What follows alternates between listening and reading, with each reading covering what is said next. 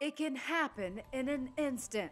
Little hands on a gun can have deadly consequences. I think we as parents can all meet together when we're talking about safety for our kids. Between 2015 and 2022, an analysis by Everytown for Gun Safety found there were at least 2,800 unintentional shootings in the U.S. by children aged 17 and younger, resulting in nearly 1,100 deaths and more than 1,800 non fatal injuries. This includes nearly 900 preschoolers and toddlers who found a gun and unintentionally shot themselves or someone else.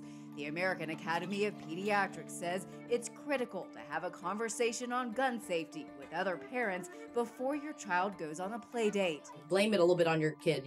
My kid is so curious and he's always getting into things. So I just want to make sure that everything is put away safely and securely, including any firearms in the home. Pediatrician Lois Lee says to start by framing the conversation around safety, just like you would any other issue like pets or allergies.